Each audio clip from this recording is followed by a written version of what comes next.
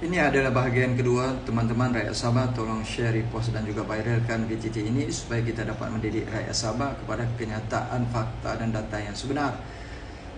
Yang saya nak react tentang kenyataan daripada saudara Azrul bin Ibrahim.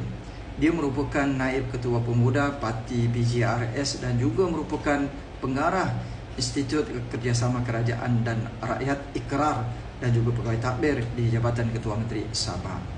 Nantikan politik lah. Okey, tidak mengapa.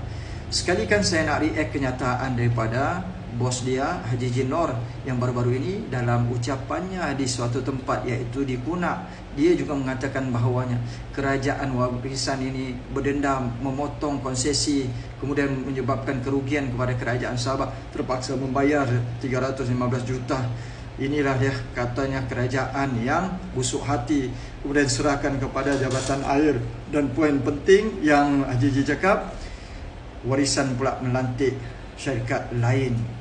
Ini semua adalah pembohongan dan penipuan daripada Haji Ji dan juga naratif yang tidak tepat daripada Azrul Ibrahim.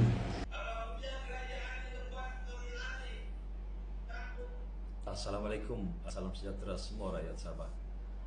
Tadi saya baru melihat video berkenaan dengan ucapan Yang Amat Berhormat Ketua Menteri di Kunak, iaitu berkaitan dengan masalah air dan juga kerugian kerajaan negeri 315 juta kerana membayar pampasan kepada kontraktor outsource Jabatan Air. Let me explain what actually happened in this case. Kalau saya cakap mengenai masalah air, ini saya mau jelaskan.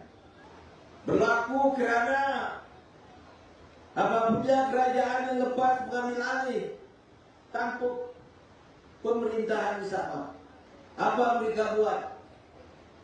Tidak lain daripada membalas dendam, menekan, memotong syarikat-syarikat konsesi air, sehingga kerajaan rugi 315 juta ringgit. Bayar beberapa buah syarikat yang telah dilantik oleh kerajaan untuk mengendalikan lodi-lodi air di Sabah. Mereka potong. Mereka mempunyai hati yang busuk, tidak baik. Bayangkan apabila mereka potong,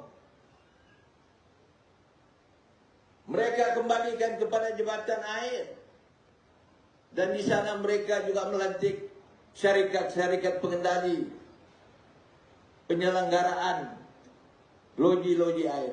Kalau nak tahu, kenalah buat betul-betul, bagi penerangan betul-betul. Jangan main dengan pembohongan dan naratif persepsi yang buruk.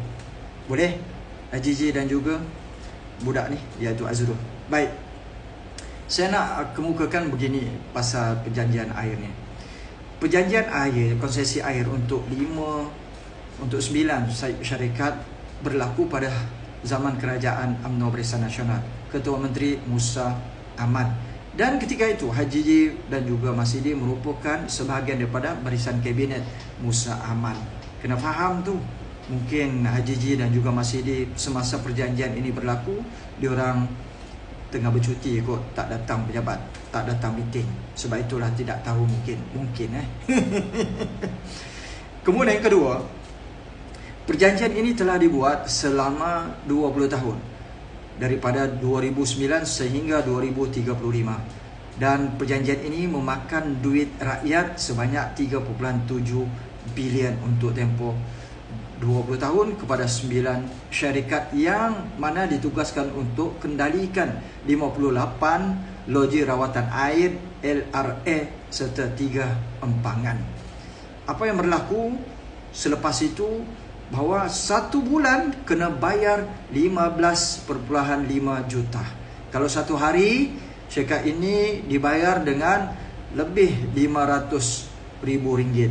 Sebulan 15.5 juta, 1 tahun 186 juta untuk keseluruhan. Selama tempoh 20 tahun 3.7 bilion. wang rakyat. Maka naiknya kerajaan warisan, mereka telah tamatkan perjanjian konsesi ini di atas alasan yang pertama, perjanjian yang berat sebelah. Yang kedua, terdapat unsur-unsur rasuah. Dan akibat daripada ditamatnya perjanjian ini, rakyat ataupun kerajaan dapat menjimatkan sebanyak 12 juta satu bulan, lebih kurang 144 juta satu tahun. Dan keseluruhan untuk tempoh 20 tahun, rakyat dan kerajaan untung dapat jimatkan 1 bilion. Walaupun kerajaan JRS telah membayar 315 juta kepada syarikat-syarikat yang menuntut pampasan atas pemberhentian konsesi ini, tetapi kerajaan masih menjimatkan sebanyak RM685 juta. Ini semua penjimatan duit-duit rakyat. Tetapi agak malam, inilah persoalan yang saya nak tanyakan kepada Haji G. Nor.